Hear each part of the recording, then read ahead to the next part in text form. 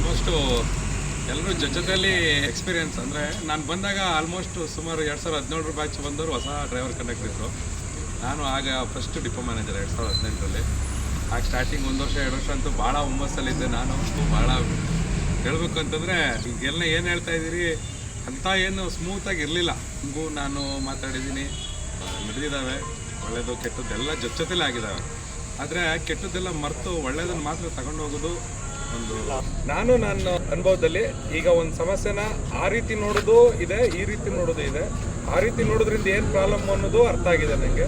ಈಗ ಹೆಂಗೆ ಅಂದರೆ ಅದು ವಯಸ್ಸಾದಂಗೆ, ಅನುಭವ ಆದಂಗೆ, ಕೆಲವೊಂದು ಸಿಚುವೇಶನ್ಗಳನ್ನ ಫೇಸ್ ಮಾಡ್ದಂಗೆ ಆ ಅನುಭವ ಬರ್ತದೆ. ಆ ಅನುಭವನ ಕಲಿಸ್ಕೊಟ್ಟಂಥ ಡಿಪೋ ಮೊದಲನೇದಾಗಿ ಆ ಟೈಮ್ಗೆ ನಾನು ಬಂದೆ. 6 ವರ್ಷ 6 ತಿಂಗಳು ಕಣ್ಣು ಮುಚ್ಚಿಬಿಟ್ಟಂಗೆ ನೆನ್ನೆ ಮೊನ್ನೆ ನಾನು ಡಿಪೋಗೊಳಗೆ ಬಂದಂಗಿದೆ. ಹೇಳ್ಬೇಕಂದ್ರೆ ಅದು ನಮ್ಮೂರು, ಇದು ನಮ್ಮೂರಲ್ಲ ಅಂತಲ್ಲ, ಆ್ಯಕ್ಚುಲಿ ಇದು ಜಾಸ್ತಿ ನಮ್ಮೂರೇ ಅಂತ ಅನ್ಸ್ಕೊಬಿಟ್ಟಿದ್ದೀನಿ. ಇಲ್ಲಿ ಬೀದಿ ಮನೆನೂ ಪರಿಚಯ ಆಗ್ಬಿಟ್ಟಿದೆ. ಈಗ ನಾನು ಹೋಯ್ತಾ ಇದ್ರೆ ಆಲ್ಮೋಸ್ಟ್ 50% ಜನಕ್ಕೆ ಚನ್ನಪಟ್ಟಣದಲ್ಲಿ ಡಿಪೋ ಮ್ಯಾನೇಜರ್ ಅಂತ ಗೊತ್ತಾಗ್ಬಿಟ್ಟಿದೆ. ಟೀ ಅಂಗಡಿ ಆಗ್ಬೋದು, ಹೋಟ್ಲ್ ಆಗ್ಬೋದು, ಬಸ್ ಸ್ಟ್ಯಾಂಡಲ್ಲಿ ಆಗ್ಬೋದು, ಇನ್ನೆಲ್ಲ ಹೊರಗಡೆ ಹೋಯ್ತು ಅಂದ್ರು ಗುರ್ತಿಡಿಯುವಂಥ ಮಟ್ಟಿಗೆ ಆಗ್ಬಿಟ್ಟಿದ್ದೀನಿ. ಒಂದೇ ಆ್ಯಕ್ಚುಲ್ ಎಲ್ರಿಗೂ ಗೊತ್ತಿದೆ, ನಮ್ಮ ತಾಯಿ ಊರು ಮಗನಹಳ್ಳಿ. ಆಲ್ಮೋಸ್ಟ್ ನಮ್ಮ ಬಾಲ್ಯ ಎಲ್ಲ ಇಲ್ಲೇ ಕಳೆದು ಚನ್ನಪಟ್ಟಣ ಎಲ್ಲ ಗೊತ್ತಿರೋ ಜಾಗ. ನನಗೇನು ಬೇರೆ ಕಡೆ ಎಲ್ಲೋ ಕೆಲಸ ಮಾಡ್ತಾವನಿ ಅಂತ ಅನ್ನಿಸ್ತಾನೆ ಇರಲಿಲ್ಲ. ನಾನು ಕೆಲ್ಸಕ್ಕೆ ಬರ್ತಾ ಇದ್ದೀನಿ ಅಂತಲೂ ಅನ್ನಿಸ್ತಾ ಇರಲಿಲ್ಲ. ನಿಜ ಹೇಳ್ಬೇಕಂದ್ರೆ ಭಾಳ ಆರಾಮಾಗಿ ರಿಲ್ಯಾಕ್ಸ್ ಆಗಿ ಇಷ್ಟು ಸುಲಭವಾಗಿ ಹೇಳ್ತಾರೆ. ಡಿಪೋ ಮ್ಯಾನೇಜರ್ ಕೆಲಸ ಬೇರೆ ಬೇರೆ ಇದರಲ್ಲಿ ಟಫ್ ಇರ್ತದೆ. ಆದರೆ ನಾನು ಕೆಲಸ ಮಾಡ್ತಾ ಇದ್ದೀನಿ ಅಂತ ಅನ್ನಿಸ್ಲೇ ಇಲ್ಲ. ಅದಕ್ಕೆ ಕಾರಣ ಏನು ಅಂತಂದರೆ ನೀವೆಲ್ಲ ನಾನು ಹೇಳ್ಬೋದು ಹಿಂಗೆ ಮಾಡಿ ಅಂತ. ಆದರೆ ಆ್ಯಕ್ಚುಲಿ ನೀವು ಮಾಡಬೇಕಾದವ್ರು ನೀವು ಕರೆಕ್ಟಾಗಿ ಮಾಡಿದ್ರೆ ನನಗೆ ಒಳ್ಳೆಯ ಹೆಸರು, ನೀವು ಕರೆಕ್ಟಾಗಿ ಮಾಡಲಿಲ್ಲ ಅಂದರೆ ನನಗೆ ಕೆಟ್ಟ ಹೆಸರು. ಯಾರೋ ಒಬ್ಬ ಒಂದು ಬಸ್ ನಿಲ್ಲಿಸಿಲ್ಲ ಅಂತಂದರೆ ಫೋನ್ ಮಾಡಿ ಬೈಯೋದು ನನಗೆ. ಯಾರೋ ಒಬ್ಬ ಒಂದು ಒಳ್ಳೆ ಕೆಲಸ ಮಾಡಿದ್ರೆ ಪರವಾಗಿಲ್ಲಪ್ಪ ಅಂತ ಹೊಗಳೋದು ನನ್ನ.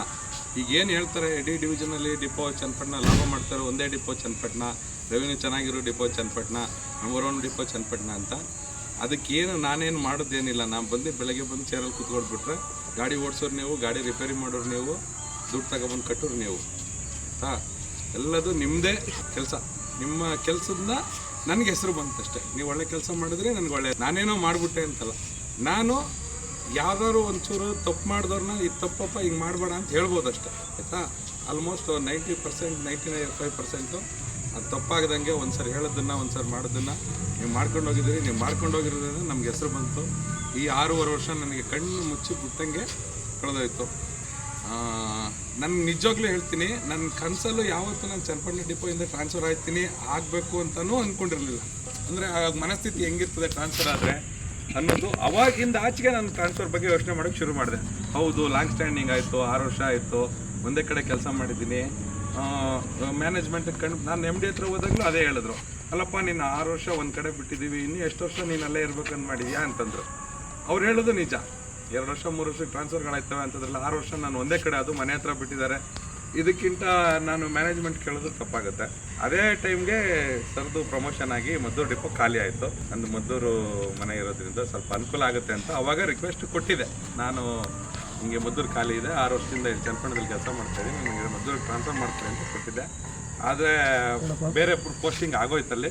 ಆಮೇಲೆ ಆಸೆ ಬಿಟ್ಬಿಟ್ಟಿದ್ದೆ ನಾನು, ಬಿಡು ಮುಗೀತು, ಇನ್ನೊಂದು ಎಷ್ಟು ದಿನ ಋಣ ಇರುತ್ತೆ ನಾನು ಚನ್ನಪಟ್ಟಣದಲ್ಲಿ ಅಂದ್ಕೊಂಡು ನಾನು ಸುಮ್ಮನೆ ಆಗ್ಬಿಟ್ಟಿದ್ದೆ. ಇವತ್ತು ಇದಕ್ಕಿದೆ ನಿಜವಾಗ್ಲೂ ಯಾರು ಎಕ್ಸ್ಪೆಕ್ಟ್ ಮಾಡಿರಲಿಲ್ಲ ನಾನು ಟ್ರಾನ್ಸ್ಫರ್ ಆಗುತ್ತೆ ನಂದು ಇವತ್ತು ಅಂತ. ಇದಕ್ಕಿದಂಗೆ ಟ್ರಾನ್ಸ್ಫರ್ ಆಯಿತು. ಟ್ರಾನ್ಸ್ಫರ್ ಆರ್ಡ್ರಲ್ಲೇ ರಿಲೀವ್ ಮಾಡಿಬಿಟ್ಟಿದ್ದು, ಇಲ್ಲಾಂದ್ರೆ ಇನ್ನೊಂದು 2-3 ದಿನ ಇದ್ದು ಹೋಗ್ಬೋದಿತ್ತು. ಆದರೆ ರಿಲೀವ್ ಮಾಡಿರೋದ್ರಿಂದ ಇವತ್ತು ಹೋಗಲೇಬೇಕು, ನಾಳೆ ಅಲ್ಲಿ ರಿಪೋರ್ಟ್ ಆಗಬೇಕು. ಹಾಗಾಗಿ ಈ ಅವಧಿಲಿ ನನಗೆ ಎಲ್ಲ ಸಹಕಾರ ಕೊಟ್ಟಂಥ ಎಸ್ಪೆಷಲಿ ನಮ್ಮ ಡ್ರೈವರ್ ಕಂಡಕ್ಟ್ರು.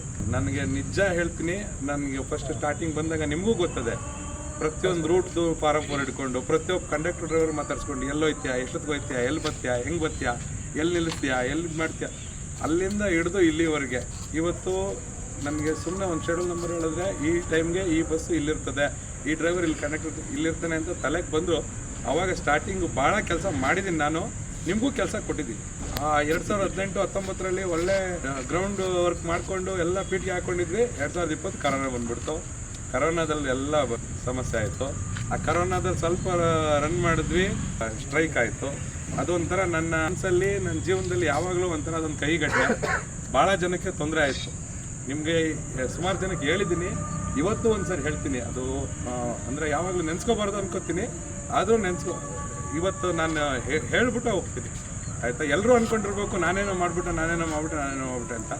ಆದರೆ ನಾನು ಒಬ್ಬ ಡಿಪೋ ಮ್ಯಾನೇಜರ್ ಆಗಿ ಏನು ಮೇಲಧಿಕಾರಿಗಳು ಹೇಳಿದ್ರೋ ಏನು ಮಾಡಿದ್ರೋ ಈಗ ನಿಮಗೆಲ್ಲ ಗೊತ್ತು. ನಾನು ಯಾವತ್ತೂ ನನ್ನ ಕೆಲಸಕ್ಕೆ ಮೋಸ ಮಾಡ್ದೋನಲ್ಲ. ನನ್ನ ಕೆಲಸ ಏನು ಮಾಡಬೇಕು ಫಸ್ಟು ನನ್ನ ಕೆಲಸ, ಆಮೇಲೆ ಬೇರೆದು. ಆ ಕೆಲಸದೊಳಗೆ ನಿಮ್ಮ ರೂಲ್ಸು ರೆಗ್ಯುಲೇಷನ್ಸಲ್ಲಿ ನಿಮ್ಗೇನು ಅನುಕೂಲ ಮಾಡ್ಕೊಳ್ಬೋದು ಅದು ಮಾಡಿದ್ದೀನಿ. ರೂಲ್ಸ್ ಬಿಟ್ಟು ಯಾವನಿಗೂ ಏನೂ ಅನುಕೂಲ ಮಾಡಿಕೊಟ್ಟಿಲ್ಲ.